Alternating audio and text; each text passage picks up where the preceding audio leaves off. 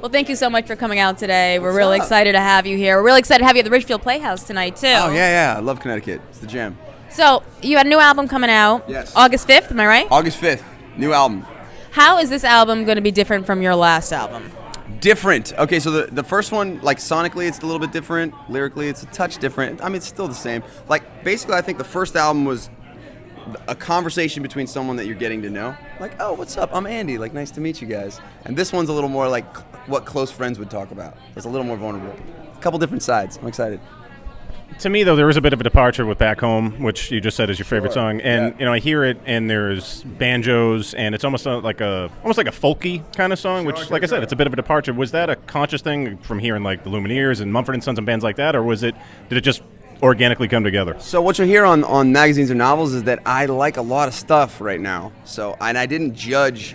Oh, you know what? That sounds a little too folky. Or like, there's also a song that, like, right after following Back Home on the album is a song called "Pushing," which sounds kind of like Imagine Dragons meets Kanye. Oh, cool. And then there's like one that sounds like Imogen Heap, like a hide and seek track. And there's like, so the one that seemed the most singly had a folky tinge to it, but it's not like a folk album.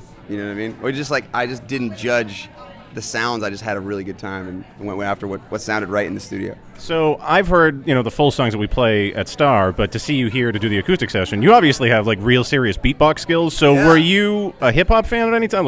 Oh yeah, totally, man. Lauryn Hill is like my jam. Okay. And Common and everybody. I mean, I love hip hop. Plus, like when you play solo, that's the other thing about this second album is the first album was very much like all I had to use at my disposal was a guitar to write these songs because I didn't have any like studio, I didn't have any time, anything like that. So the first album was very much like singer-songwriter, write a guitar, song on the guitar or the piano, and then try to make it sound cooler.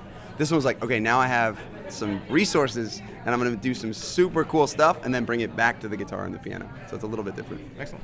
Well, I'm going to take you in a whole different direction Let's now. do it.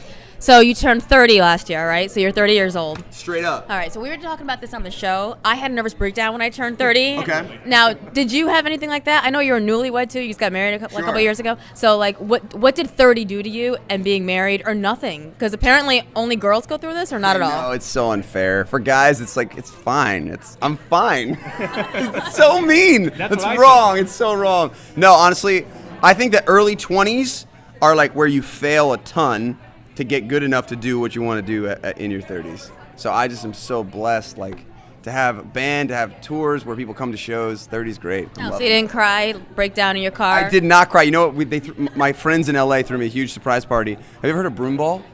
No. Super weird. They rented out an ice skating rink, and you run on it with your shoes. It's like hockey, but everybody's on their shoes, and it's like falling down. It was like the best. My favorite birthday party ever.